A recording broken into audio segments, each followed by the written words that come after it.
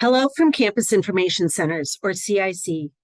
Within CIC, you will find campus connecting resources such as the Interactive Campus Map, Acronym Decoder, and the new peer-to-peer resource Navigators.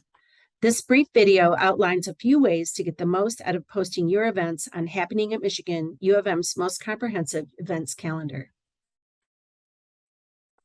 In this presentation, you'll be hearing about the functionality of Happening at Michigan, including recommended best practices. There are some key differences between using Happening at Michigan and social networking apps, so we'll take a look at those. Throughout, you'll hear pro tips, and at the end, we'll provide contact information. Let's get started. What is Happening at Michigan?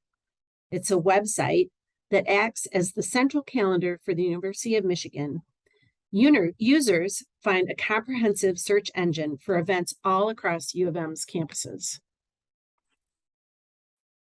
For Happening at Michigan to best serve your department, program, or unit, your events need enticing details, including a title that provides a clear sense of what an attendee can expect to do, see, or hear, the sponsoring group, which is automatically indicated when you log in and appears in Presented By, day, date, time, and location, including notation of virtual participation if it's an option, and registration directions, whether through student life sessions or by using other external URLs, which are also optional.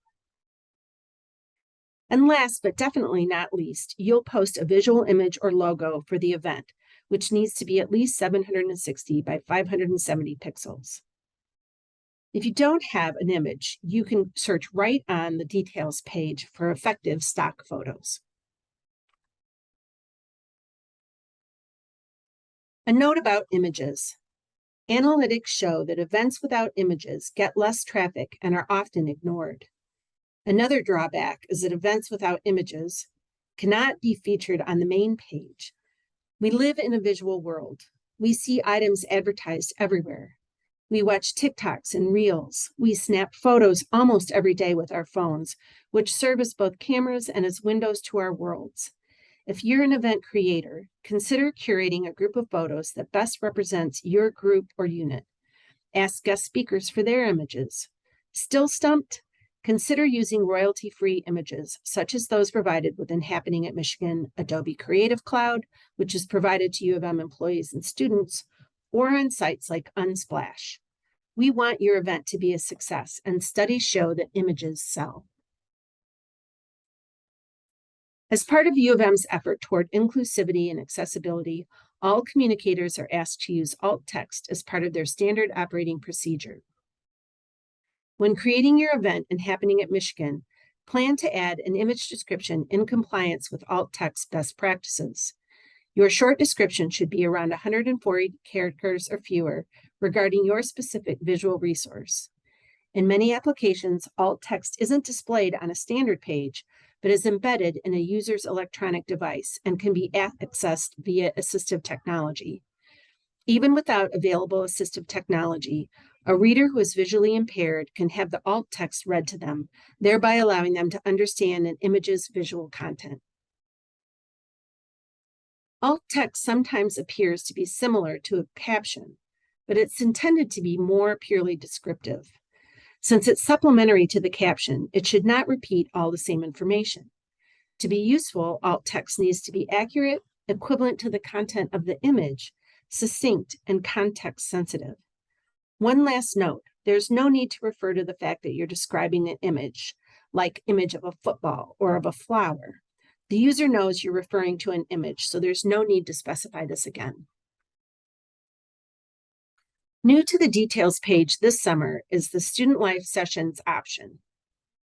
When adding URLs, this is a great quick link for using sessions, registration, and other group monitoring information. We also recommend that editors and managers include website and socials URLs so that you're able to drive traffic to department or unit-specific spaces. As a search tool, you can use Happening at Michigan in conjunction with your marketing efforts, reaching a wide audience of users both inside and outside the university. Since it's a website, it doesn't cause things to go viral, but it can help with your social media channels. As communicators and event specialists, we're tasked with boosting audience participation. In social media, hashtags lift keywords and topics. When a particular hashtag is mentioned again and again, it's called going viral. The more conversation, the higher the virility. When you tag someone in social media, that name is elevated in the social media app. If a particular person, organization, or event is tagged frequently enough, they trend. Neither of these occur on Happening at Michigan, which is a website with a search engine, not a social media app. Here, a tag does nothing more than name or provide a keyword within the event's types: academic, arts, involvement, sponsors, and other. Tagging seems to be one of the most misunderstood facets of Happening on the Happening website, so we're going to cover it in depth here in order to try to alleviate the confusion. Tags are broad categories that will help attendees search for your event. The Happening system is programmed to search any word in the sponsoring or co-sponsoring unit's name, as well as any word in the event title or subtitle.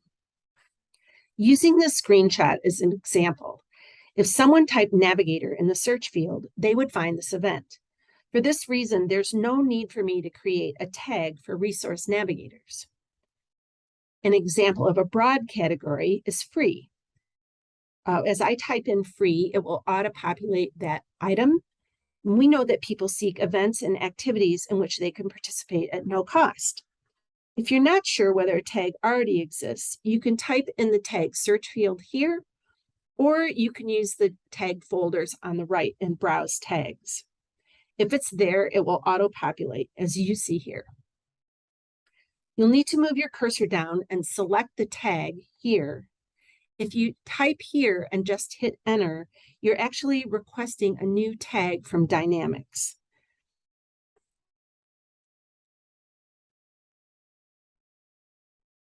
Here's another example of broad categories and how they assist attendees. Resource Navigators are a new campus information service providing peer-to-peer search assistance and resource management.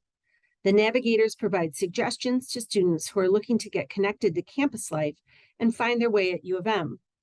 This is more than would fit in a subtitle.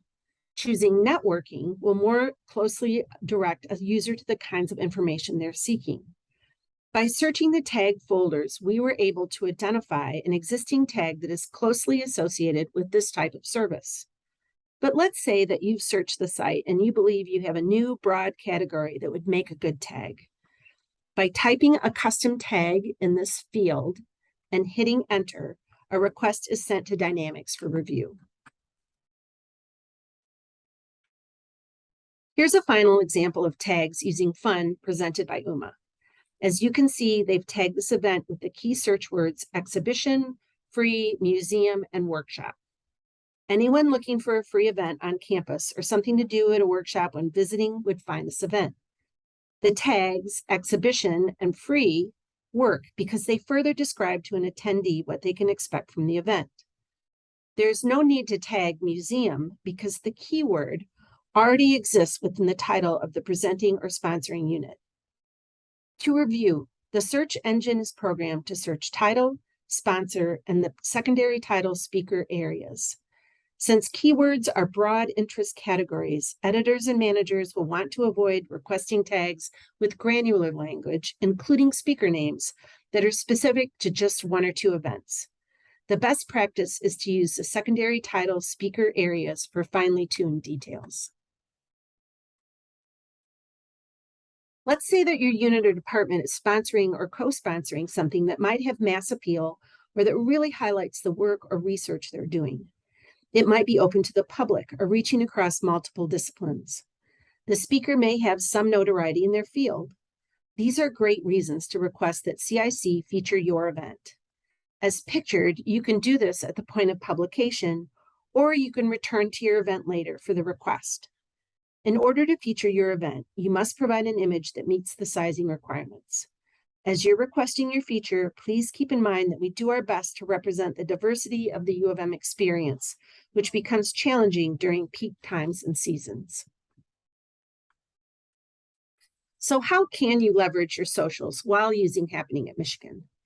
Linktree, a free social media referencing page, can be included within your bio on your profiles, and you'll see it here and here. By clicking the URL, patrons will find a menu of your key links, such as your website, since you're always trying to drive traffic there, as well as to featured articles, content, or events. This example is from our CIC Instagram and Twitter socials. By clicking the link tree, mentioned and available in the bio, users will jump to the middle view where they will find the CIC website, Happening at Michigan, and more.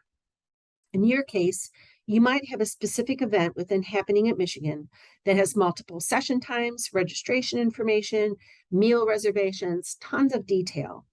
In order to create momentum, you could post a short teaser on your socials, directing users to the particular Happening at Michigan URL from the link tree.